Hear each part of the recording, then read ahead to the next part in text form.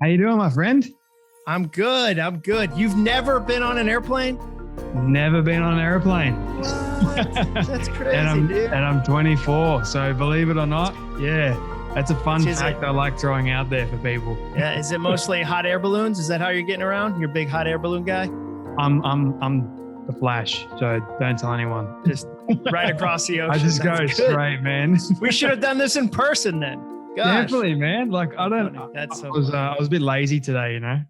I get it. Hey, even the Flash has off days. Even the Tell Flash. me about it, man. Today was one of those days. No, I'm just kidding. My brain's working. I love fine, that you have Back to the Future in the background. That is fantastic. I'm glad you recognize that, man. I'm a huge good geek. movie, dude. Such a good movie. And it was one of my all-time favorites growing up. The Princess Bride as well. Oh yeah, As You Wish. Come on. Someone else knows it. Good. Right? Come on. This is going to be fun. Like this is going to be good. 100%, man. You've already started on a good foot. Oh, good. Good. Mad. So thank you for being here, man. I'm looking forward to it. Same. I love your content, by the way. It's been very helpful. Thanks. I'm still waiting on a copy of my book to arrive to Australia. Sure. Sadly, mail, COVID, the whole thing. Customs, boats. Taking forever. Stupid thing. But anyway, I can't wait to get my hands on a copy of your new book. Great. Well, everyone, welcome back to a very exciting episode of the Storybox podcast. Well, for me, it's super exciting, and I hope it's going to be exciting for you because I have Jon Acuff. Now, for those of you that might actually know who this man is, fantastic. But for those of you that don't, Jon is a New York Times bestselling author of 7 books, and I'm still trying to get to number 1 for my first book, including his most recent Wall Street Journal #1 bestseller, Finish, Give Yourself the Gift of Done. He's an Inc. magazine top 100 leadership speaker and has spoken to hundreds of thousands of people at conferences and companies around the world, including FedEx, Nissan, Microsoft, a whole list. You've got an insane amount of followers on Twitter, Facebook, Instagram, email, you name it. You've released your new book, which I can't wait to get my hands on, which is called Soundtracks. It's already been released into the world, which is pretty exciting. It's already a bestseller. But Jon, welcome so much to the Storybox podcast today. Yeah, thanks for having me. I'm looking forward to it. Likewise, my friend. We were just chatting before, and you said you already got in my good books when you said you love Back to the Future, and you said As You Wish on The Princess Bride. So I love it when people say that. Totally. Well, you shouldn't trust somebody who doesn't like Back to the Future as a general life principle. That's a pretty easy one. If they go, I just didn't get it. What? Like, do you hate magic and delightfulness? Like, I don't understand anybody. Like, if you don't like Back to the Future, something you need to go to counseling and figure out how to hug your dad. It should be a requirement for life, I reckon. 100%. I'm glad that you like it. Jon, I'm super excited to have you here. I've wanted to speak to you for quite some time. I love your work. I love all your content. It's very inspiring, very helpful. Your new book is going to go absolutely wild because of the subject matter, which we'll get into in just a moment. But I want to ask you one particular question. And I normally ask this question to all my guests anyway at the very start. But for you in particular, I'm very curious about your answer. And that is, what does success look like for you? Oh, success looks like for me that I'm the same person on stage that I am off stage, that I'm one person, that I'm not being multiple people because it's exhausting to be multiple people. So I'm who I am on the podcast is who I am off. And then success for me is part of that is my kids know how much I love them. And they leave the house like when they launch so full of love that when the world knocks them over, they don't spill. So that's another form of success for me is my family. I'm crazy about. And then, that I create work that I think is authentic to me. And it fills me up and fills the world up versus emptying me, and emptying the world. Have you ever struggled in your life, like growing up or even at different points, being authentic? And what do you mean? 100%. It really means to be authentic. Yeah, 100%. Because I'm part of what makes me able to do my job. So you said, you spoke at Microsoft Comedy Central. Part of what allows me to do my job is I'm able to read a room. So I can, I remember a couple of years ago, one week, the same week I spoke at a conference for DJs, so disc jockeys, and like Rob Bass, who was this DJ from the 90s who had the song It Takes Two as a musical act. And then a couple of days later, I spoke to a group of chimney sweeps. So one group in Vegas, one group in Branson, Missouri, which Branson, Missouri is a small, kind of quaint area of America. And I was able to do both those groups because I'm able to read the room and kind of adapt to the room. And that can be a strength, but it can also be a weakness, because then I start doing it and kind of hiding, becoming who, in a social situation, with friends, becoming who I think they want me to be versus being who I am. And so that's where I can take what is a strength and turn it into a weakness. So yeah, that to me there's definitely been times when I've gone, wait a second, that's not authentic to who I am. I'm playing a role in this social situation. My wife called me out on it once. She said, you're an extrovert with strangers and an introvert with people you know. And that was her way of saying, on stage, you're all out there, but when you're around people you know, you really can do some hiding. That doesn't feel authentic. And she was right. Why do you think that is though? Like, I've always been curious about this. Is because of the sheer energy, like you've got to show up on a big stage for people, and then sort of like you want to relax, you sort of unwind a little bit with your own family. No, I mean, I think there's certainly that. I just did a podcast. I had Greg McEwen on my podcast. He wrote this book, Essentialism, that's super successful. And I asked him, how do you transition from being on stage to off stage? Because that's one of those questions I'm always curious about. But for me, I think it's more, people are afraid to be who they are, because if you don't like that, then it hurts. If you don't like the character I've created, who cares? It's just a character. But when you share something that you genuinely care about with the world, whether that's who you are, a passion, a book, an idea, and then people don't like it, it feels like, wow, they don't like me. And so I think that's where people put layers and they pretend to be somebody else on Instagram and social media. I mean, like social media adds to that with comparison and performance. And so I think that's the thing though, is that people tend to put layers or masks or whatever phrase you want to use on themselves, because they're afraid if I share the real me and you don't like that, it hurts differently than if I share a fake me and you don't like the fake me. Who cares? It was a fake me anyway. Becomes personal. And I think I've struggled with that over the years as well. It's a very, well, think about it this way. Like, say you do a story box episode and it crushes, like, and it's a certain topic and like, it just crushes. And it was on like, I don't know, it was on animals and you did an animal episode. There's going to be a temptation for you to go, wow, like that animal episode crushed. I should do like a couple more of those. And then you look up and 6 months down the road, you're chasing the success of that. And you've taken steps away from why you got into it in the first place. Like, you're no longer Jay, you're Jay, the animal guy. And you go, wait a second, like, that's not what I'm trying to do. I'm trying to grow it in an authentic way that reflects who I am, reflects what I do, celebrates, the people that I get to talk to, but also doesn't go, because I did one really good episode about snakes, every episode has to be about snakes. Like, that's the temptation. It's kind of like you're being typecast in a way to one particular subject matter, and no one wants that. It gets boring. Well, I remember Matthew McConaughey said he had to take kind of a break from rom-com movies to relaunch who he wanted to be. So like he couldn't go right from rom-com to True Detective. He had to say, it's kind of, think about it like ginger. When you eat sushi, the ginger is there to cleanse your palate before the next thing. And so he had to go, okay, like, I'm going to transition, and it's going to take bravery, because the easy path for him was to do 1,000 movies where he's like, it's a rom-com, I'm going to fall in love at the end. And he said, no, I want to go to different levels. I want to go to different depths. That takes bravery. Have you ever had to take a break and sort of detach yourself to get more ideas? Yeah. I mean, for me, I think what's interesting about how the world works. So I just came out with this book, Soundtracks. It came out like 2 weeks ago. And people are already going, tell us about what new book are you working on? What new book? What new book? And so for me, we're such a fast culture that way. We're always, what's the next? What's the next? What's the next?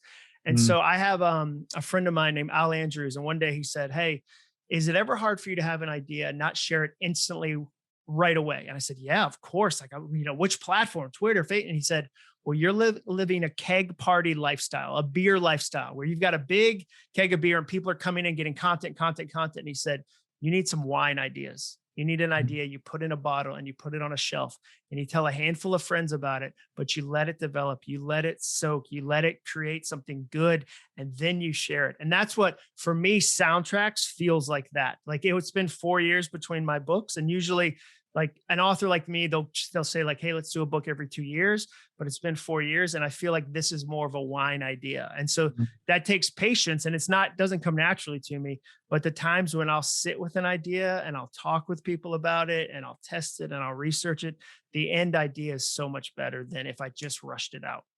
Do you think that's what makes a great author, is the one that sort of sits on an idea and sort of is more patient over time? I think there's three things that help an idea be really good. One is a personal connection. So are you personally connected to the content? You can tell when somebody's not.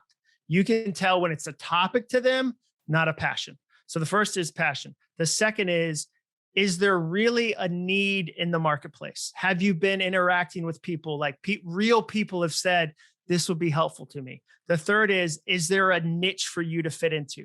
Is it missing in the marketplace? So for me with soundtracks, I'm an overthinker. I've been an overthinker for years, and I actually changed my life in a pretty significant way when I started choosing what I thought, and that changed my whole career. So I did that in 2008, and I thought, do other people need that though? So then the researcher I work with, this guy, Mike Peasley, he's a PhD. We asked 10,000 people, do you struggle with overthinking? 99.5% of people said yes. And that was before the pandemic. 2020 was catnip for overthinking. The third thing, I went into the marketplace and I said, are there already so many people doing this? And I realized there's a lot of great books on overthinking, but a lot of them say, stop it, stop it, stop it. And my opinion is, why would I ever turn off this amazing thinking machine? I'm really good at thinking. What if I just fed it with good thoughts, like thoughts that push me forward, not thoughts that push me back? And so I found I was able to communicate, okay, I've got those three things. That's my Venn diagram. That's what makes, to me, a good book, is when you've got those three things in place and you actually can create something that I think helps a lot of people. I want to get to your new book in just a moment, but I'm curious about this whole topic of actually overthinking things. Where does that actually start? Is it inherent in each and every one of us, or is it just a couple of people? No, I think it's uniquely human. Like we've often talked about like a bird builds one type of nest. That's it. That's the only type. Like a bird doesn't build 10 different types, like where they go, I'm doing a condo. I'm doing like, this one's going to be made out of metal. Like this one's going to be a town. Like I want something on the water. I want to be able to see Sydney, like whatever. Like they do, like where I think overthinking is something uniquely human that everybody's capable of. It's not a personality trait. It's not gender specific. Everybody has the potential. And for me, one of the phrases I've been saying is we're doing it a lot more right now because everything is a thing. And what I mean by that is, like, somebody went to shake my hand the other day, and right before they did, I was like, should I refuse? Should I say no? Should I give him an elbow bump? Should I fist bump him? Should I shake it, but then put my hand in a vat of hand sanitizer as if to say, excuse me, I'm scrubbing off the deadly pandemic you just tried to murder me and my grandparents with? Like, is this a handshaking room? Are other people doing it? What does it say about me politically? Do you know what I thought about 2 years ago when somebody shook my hand? Nothing. I shook their hand. But now every interaction has layers and layers and layers of extra thought. And so I think everybody does it to some degree. Why though? Is it, I'm going to dive deeper into this. Okay. So like, there's a couple reasons. One is like your brain is kind of a jerk. Like your brain is kind of a jerk. It does a couple things that are really not helpful. One, it distorts memory. You know, your brain isn't accurately remembering things. There's been so many studies. I put a couple of them in the book, but like one of them from the Challenger, when the Challenger explosion happened, they did a big, long study where they said, okay, where were you when it happened? And then years later, where were you when it happened? And people's memory changed 40%. They would read their own handwriting and go, I know I wrote that, but I was wrong. I must have been lying. So your memory lies. That's the first thing. The second thing is it confuses fake trauma with real trauma. Even in tests where you know this is fake trauma, your brain releases the same opioids it would release in physical trauma. So it has a hard time recognizing trauma. So a comment from somebody online, you go, hey, how come that star reacted to that nobody on Instagram who criticized him? Because it released real opioids. Like they didn't see, like, somebody famous sees a compliment, an insult like, oh, you're fat. And you go, oh, how dare you call me fat? And you go, that dude is Mark Dragonheart 7. Why would you waste your time with that? Because it didn't matter. It released their body processed that as trauma. The third thing it does is cognitive bias. You believe the things you already believe. So in a way, your brain is built to go, okay, I'm going to overthink. I'm going to overthink. I'm going to overthink. And you get to choose and go, okay, if you're going to overthink things, I want them to be the things I choose, the things that help me, not just chaos, not just things that pop in on their own accord. I'm going to deliberately choose what I think. So it's okay to overthink good things rather than overthink bad 100%. We've got to sort of make that shift. And I'm curious, how can we make that shift if the negative seems to overwhelm a lot of people more than the positive? Well, it's like anything, it takes work. Fear comes free, hope takes work. Negativity will find you. Like it will 100% find you. Everyone has had that experience where like they're in a grocery store and all of a sudden they remember something stupid they did. Like the other day, this is so dumb. I ruined somebody's surprise party once, like their surprise birthday party. This woman I worked with, Tara, I don't know if she'll hear this. She sent an email out and was like, hey, I'm throwing a birthday party for my husband. And she buried the lead. She should have said up front, surprise, don't tell. I didn't read the whole email. I skimmed it. I'm going to be honest with you. And I told her husband, and I get to the party that night and I walk in the door with my wife and Tara goes, whole party. She stops the whole party, goes, this is Jon Acuff. This is the guy that ruined the surprise party. And I felt terrible. And dude, I remembered that the other day. That happened 18 years ago. Like, how is that helpful for my brain to be like, hey, tappity tap tap. Remember that surprise party you ruined 18 years ago? Thought you might want to relive that today in the grocery store. So negativity will find you. Positivity takes work.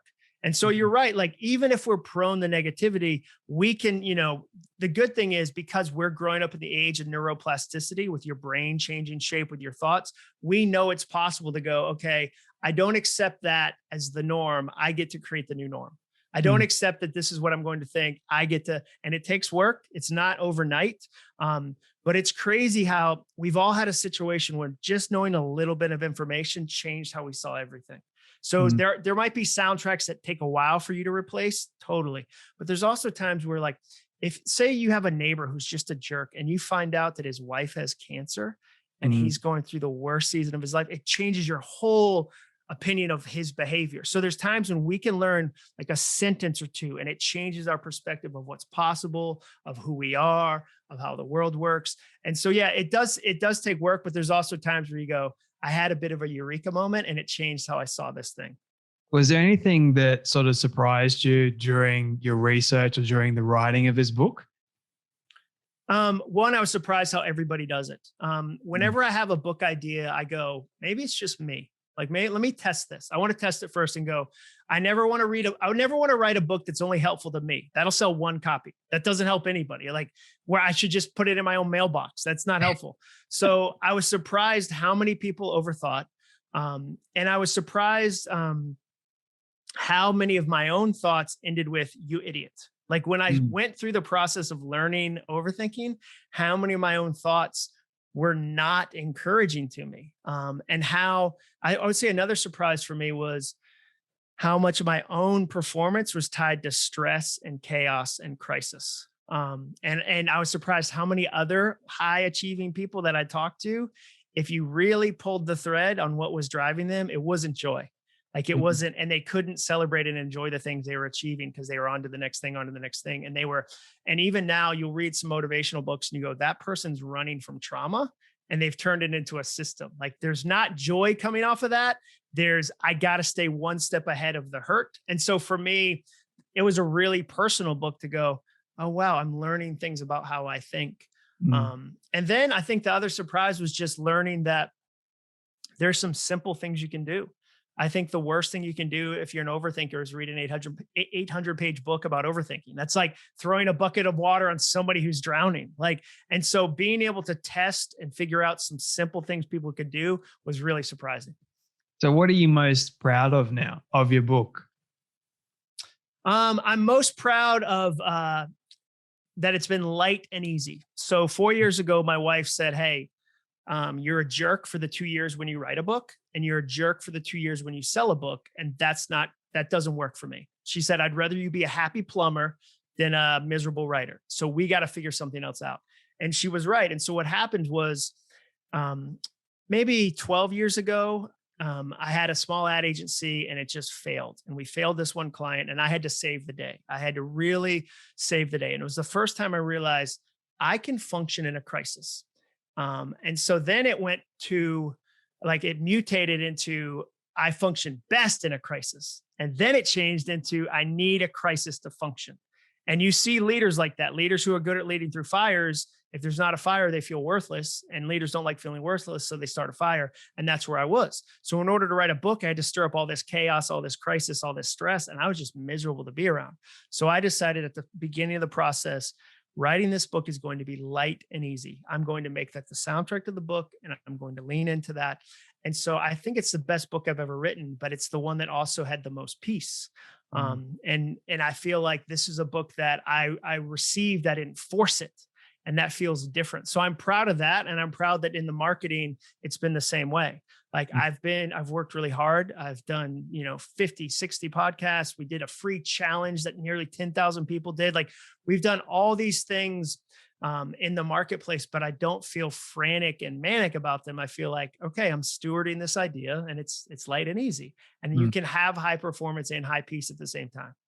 Do you feel like you missed anything while writing the book? Did you put everything all out into the book? Oh, 100%. I mean, I think you always learn stories on the back half. So that's what's really fun.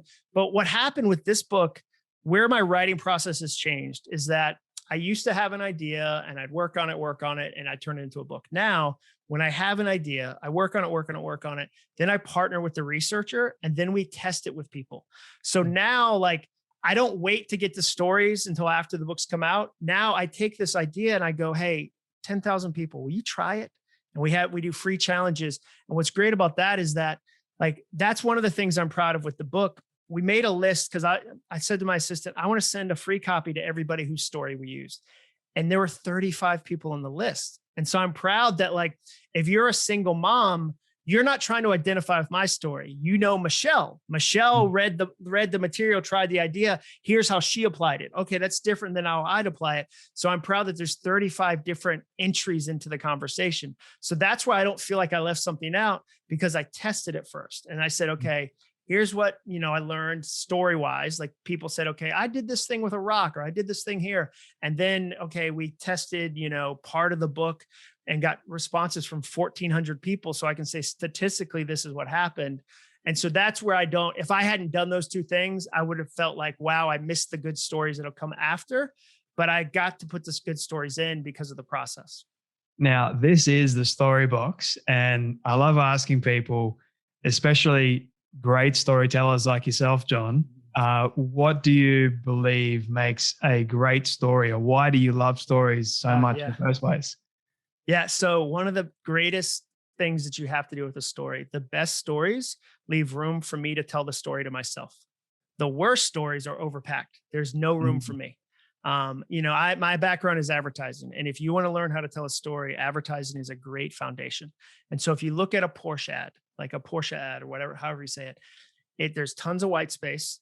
There's a money shot of the car. There's a single headline, 2 small paragraphs. Why do they do that? Because a Porsche isn't a car, a Porsche is a story. So what they do is they leave space all around it, because they know the goal of a good storyteller is to start the story and allow somebody to finish it.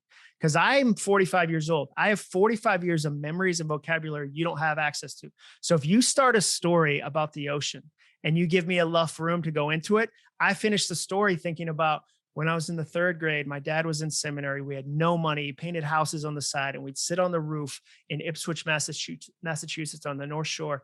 And 3 miles away, we could see this thin little stripe of ocean.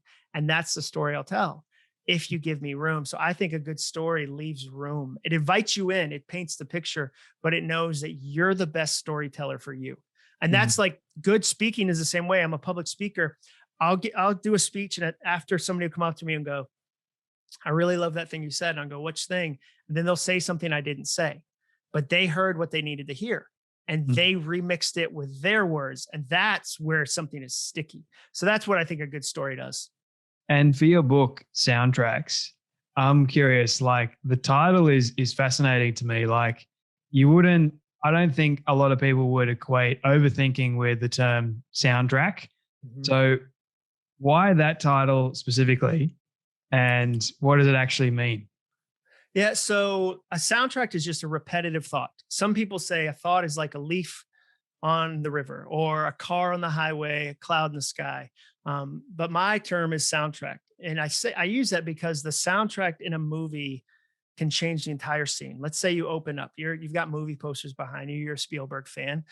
There's been study after study after study on the power of the Jaws soundtrack, on what that does. You can hear that and your body physically changes. And it's only 2 notes. But let's say you open up a scene and there's this house and there's kids frolicking and it's a white picket fence, but then they play something ominous. Suddenly it changes. You start to look for a creepy clown in the sewer and you go, don't go in that house. It's too quiet. If they play a happy song, they play Vanessa Carlton's 1,000 Miles. Suddenly somebody is making their way downtown. It changes everything. And so that's what a soundtrack does. And we're always listening to these soundtracks inside. And a lot of times they're playing and we don't even know because we've been listening to them for years. And so that's why I chose that title, because I really believe that if you change your soundtracks, it can change everything. I want to go back to the stories for a moment and ask you, you probably got a lot of stories in the book, I have no doubt. Is there a particular one that stands out to you the most that you can share? Yeah, the first chapter. So when I was doing the research, I asked people over and over, hey, did you ever change your life by changing your mindset? I'm curious. Like there's 2 stories that stand out. One was this woman, Colleen Berry. And she said, yeah, I did that. She said, I was a documentary filmmaker and I lost my job during the .com bust in like 2001. I lost my job and I had to take like 3 other jobs, deliver pizza, all these other jobs that were nothing related to her passion. And one of the jobs was she was a receptionist in a real estate office. And she realized there's no path forward. I have to make the path. I have to change my mindset, change my thinking on this. And she did that. And she got a coffee machine and decided, I'm going to create a new story. When you come in this office, you're going to get the best customer service you've ever had. I'm going to create an oasis for people that come in. And she changed her mindset. And now she's the CEO. She's the CEO of the company. And she was the receptionist. And I couldn't wait to tell that story. I had her on my podcast. She was the first big interview I did was like, Colleen, you got to share your story. So that was one of my favorite stories. And then another one was this guy named Sal St. Germain in Hawaii. So I asked people, okay, did you ever think something was true that turned out not to be true? And when you knew that, it changed how you approach things. And he said, yeah, we had this big project and we all thought the mothership at our company, like the big, the higher ups were holding us back. It's a very common thing to think, oh, these people are holding me back. If they'd only let us do what we want to do, we could do so much.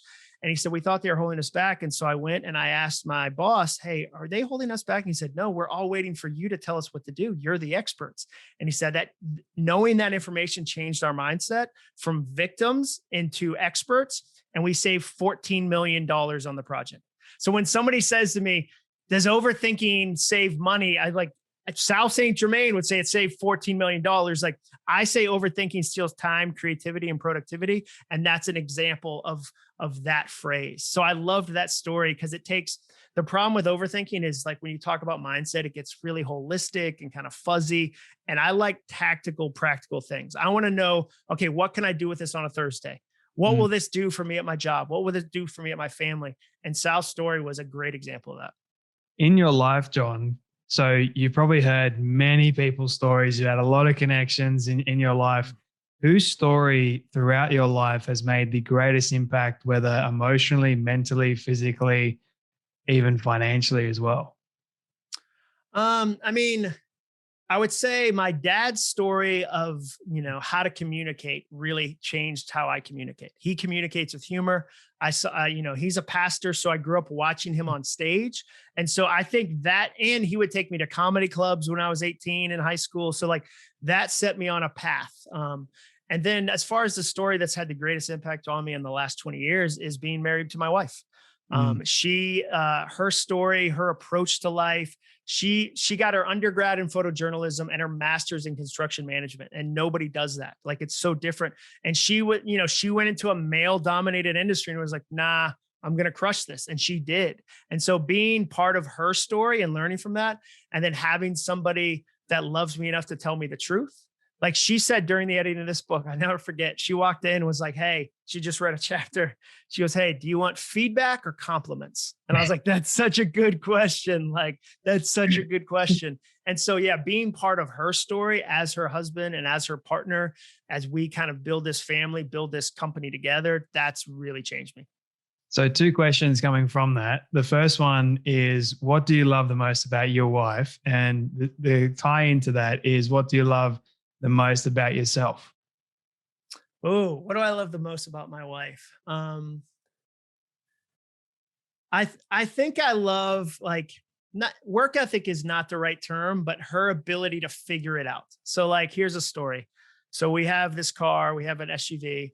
And she took it to the dealership to get fixed. And they were like, yeah, it's going to take like 3 weeks and it's going to cost $500. And she was like, do you have the part here? And they were like, yeah. And she bought the part. She fixed it herself in the parking lot and then left. And I was like, that's amazing. Like, that is so baller. So she's a superhero that way. I love her ability to figure things out and the way she kind of approaches life. Like, nah, we can do that. We can do that.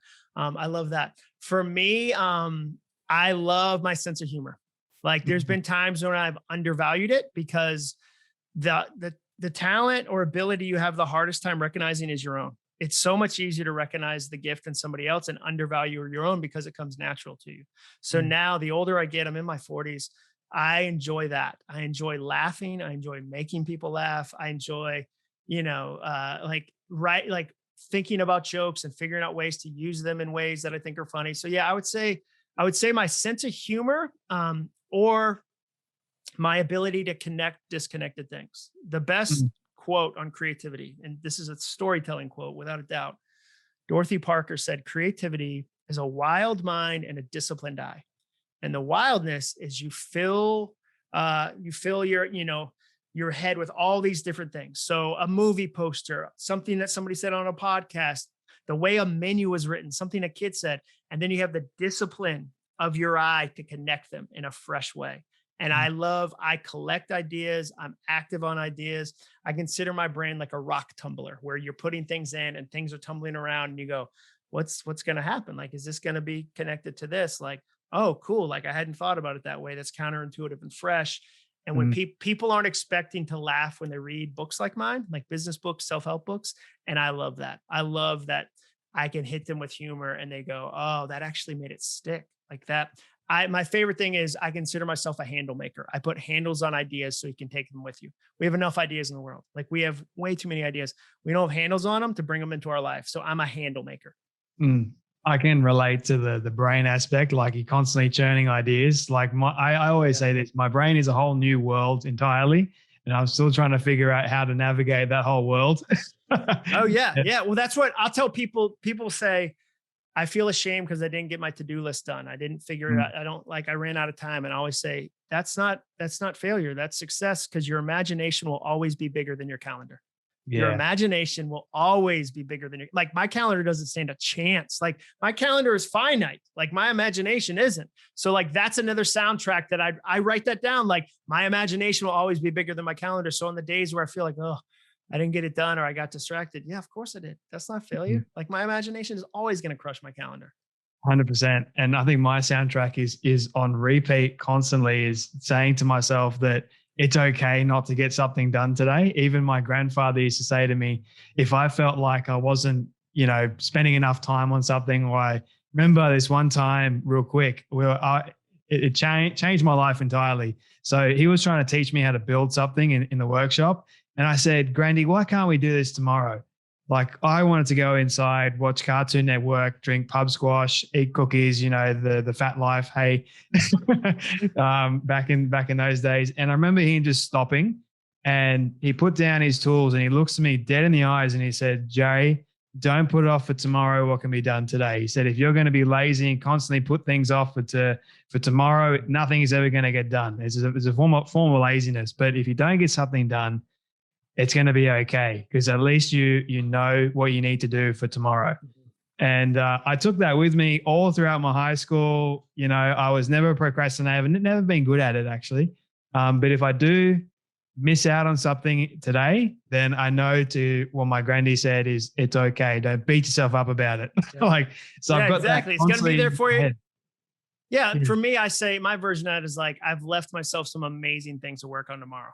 Like that, I just sent, that's a gift for tomorrow. Like versus I failed to finish today. Like we haven't lived in a done world in 100 years. You're not going to finish. So like you could say, I didn't tell enough people about the story. There's no end to social media. No CEO goes home at night and goes, yeah, we sold exactly the right amount of things today. Like you can't hold yourself to that as the standard, or you're just going to be miserable. No, 100%. It goes back to what we've been speaking about on this episode, Jon. I want to be mindful of your time. So I've got 2 final questions for you, if you don't mind. This one, you mentioned that you grew up in church. Your dad's a pastor. Yeah. So I'm taking it as you're a person of faith. I could be wrong there. Totally. You're great, fantastic. So I am too. This is a question I love asking to people of faith.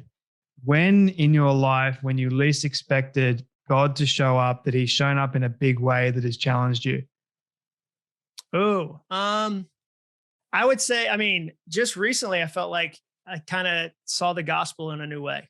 I've been a Christian for years and years and years, but I was thinking about it and I realized I had a broken soundtrack about the gospel. The broken soundtrack was, the gospel is, you've got so much work to do.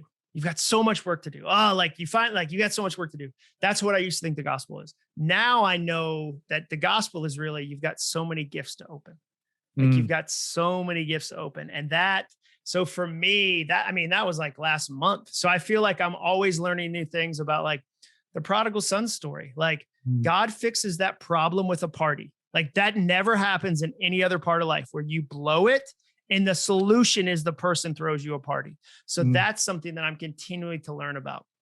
I love that. The prodigal son story. My last question for you, this is my all-time favorite question I ask everyone at the end. It's a hypothetical one. So I want you to imagine with me for a moment that you've been able to reach the age of 100. All your friends and your family have decided to put together a film for you of everything you've ever said and everything you've ever done. Don't ask me how in the world they got it all. We'll call it magic for the sake of argument. They sent out an email, like one of those emails where it was like, hey, please send us a video by Tuesday. And everybody actually did. All the collective, Yeah. But they've been able to get everything, Jon, and put it together in a film and show it to you on your 100th birthday. What do you want that film to say and to show about your life? I want it to be full of laughter and full of joy. I had the opportunity to open up for Dolly Parton at the Ryman, which is this big theater in Nashville. And it was an amazing experience, but the best part of it by far was, so it ends and I'm backstage and I walk off the stage steps into the crowd and I find my family. Like don't get me wrong, like doing it with being like, that was amazing with Dolly, but like walking down the steps and seeing my family, and we all just had this collective, like, what just happened? Like, and they got to be part of it and I was part of it. And we were all like, that's what I'd want it to be. I'd want it to be, full of laughter, full of life, full of gratefulness for the friends I got to have. I love it. Jon, where can people find you, connect with you, buy a new book and learn more about you? Books available everywhere. But check out my podcast. It's called All It Takes Is a Goal. I'm a goal nerd, obviously. And Colleen Berry, who I talked about it in this episode, is in one of the episodes, and her story is amazing. So yeah, check out my podcast, All It Takes Is a Goal. I'd love to have somebody check it out and give it a listen. Jon Acuff, thank you so much for coming on the Storybox podcast and sharing your story today. Yeah, thanks for having me.